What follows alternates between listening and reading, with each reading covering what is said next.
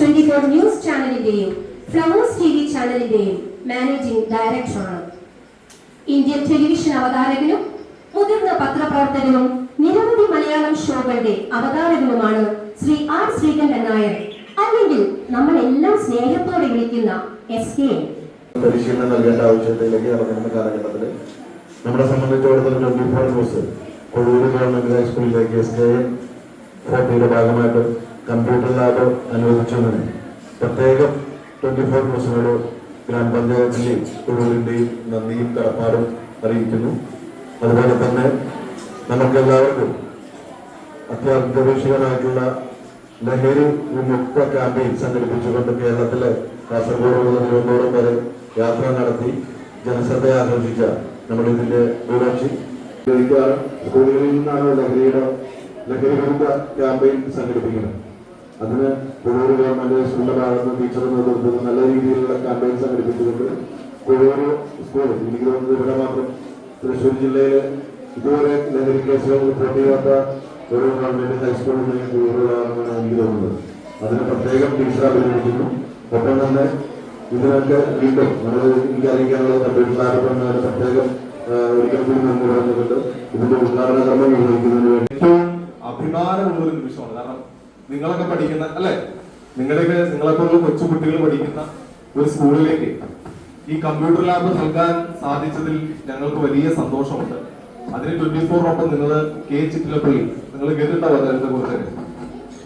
നമ്മുടെ ബീഗാർഡ് പോലുള്ള സംരംഭങ്ങളുടെയൊക്കെ വലിയ വ്യക്തിയാണ്. അദ്ദേഹത്തെ കുറിച്ചൊക്കെ ശരിക്കും പറഞ്ഞാൽ നമുക്ക് പഠിക്കാനുണ്ട്, ഒരാളെങ്ങനെ വളർന്നു വരുന്നു എന്നതിനെ സംബന്ധിച്ച്. അപ്പൊ ഈ ചിറ്റിലപ്പള്ളി ഫൗണ്ടേഷനും 24 ചേർന്നാണ് നിങ്ങൾക്ക് ഇന്നിവിടെ ഈ കമ്പ്യൂട്ടർ ലാബിന് വേണ്ട ഉപകരണങ്ങൾ നൽകിയത്. പക്ഷെ പലരും ഒന്നിച്ചു ചേർന്നുകൊണ്ട് ഇന്ന് നടത്തിയ പ്രവർത്തനത്തിന്റെ ഭാഗമായാണ് ഈ സ്കൂളിൽ ഒരു കമ്പ്യൂട്ടർ ലാബ് യാഥാർത്ഥ്യമാകുന്നത്.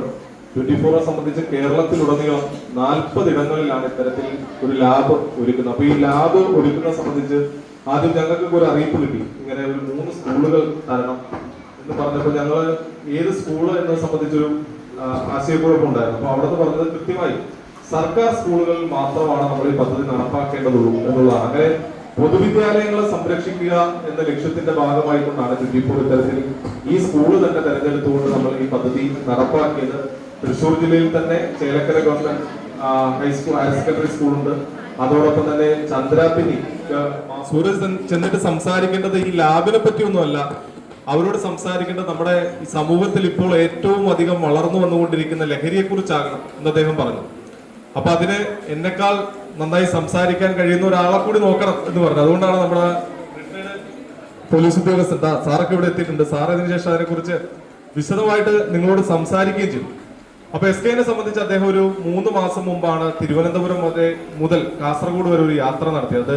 SK മാധ്യമരംഗത്ത് 40 വർഷം തികയുന്നതിന്റെ ഭാഗമായിട്ട് ഒരു യാത്ര നടത്തുന്നത് ലഹരിക്കെതിരെയായിരുന്നു. അപ്പൊ തിരുവനന്തപുരത്ത് നിന്ന് ഈ യാത്ര തുടങ്ങി തൃശ്ശൂരടക്കം പിന്നിട്ട് മാളയിലടക്കം നമ്മൾ യാത്ര ഉണ്ടായിരുന്നു. മാളയിലടക്കം പിന്നിട്ട് കാസർഗോഡ് ഈ യാത്ര പൂർത്തിയാക്കി.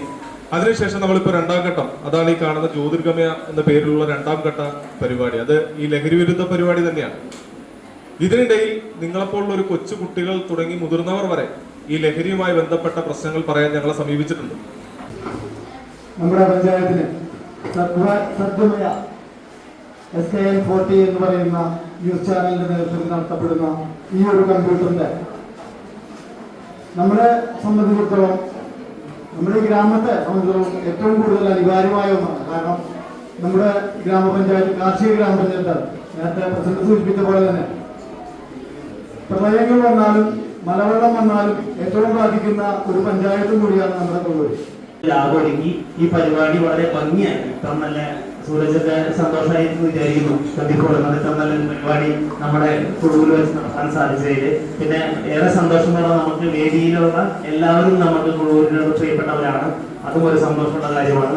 സുരേഷ് സാറ് നമുക്ക് ക്ലാസ് എടുക്കാനൊക്കെ എത്തിയിട്ടുണ്ട്. എല്ലാവർക്കും എന്തായാലും ഇങ്ങനൊരു പരിപാടി നമുക്ക് ഇവിടെ കിട്ടിയതിൽ 24 ചാനലിനോടും സന്ദീപിനോടും സൂരജിനോടും പ്രത്യേകം ഒരിക്കൽ കൂടി നന്ദി രേഖപ്പെടുത്തിക്കൊണ്ട് ഈ അവസരങ്ങൾ ഞാനൊക്കെ സ്കൂളിൽ പഠിക്കുമ്പോൾ ഞാനിപ്പോ ആലോചിച്ചാണ് ഈ പുല്ലട എന്ന് അറിയപ്പെടുന്ന ഒരു സ്ലേറ്റ് കൊണ്ട് പഠിക്കുന്ന ഒരു കാലഘട്ടം ഞാൻ ഓർമ്മിക്കുകയാണ്.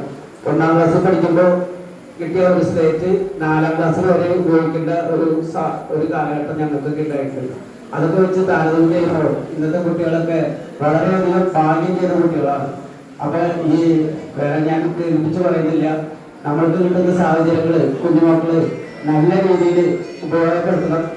ലഹരിക്കെതിരെയുള്ള ക്യാമ്പുകളൊക്കെ നടത്തുന്നുണ്ട്. അതിന്റെ പ്രാധാന്യം മനസ്സിലാക്കി നിങ്ങൾ സമൂഹത്തിന് ഉതകുന്ന രീതിയിൽ അവർ നിങ്ങളുടെ ഒരു പക്ഷേ ഇവിടെ സംസാരിച്ച മുഴുവൻ ആളുകളും പറയാറുള്ളത് പോലെ വായിച്ചാലും വളരും, വായിച്ചില്ലെങ്കിലും വളരും. വായിച്ചു വളർന്നാൽ വളരും, വായിക്കാതെ വളർന്നാൽ വളയും എന്നതാണ്.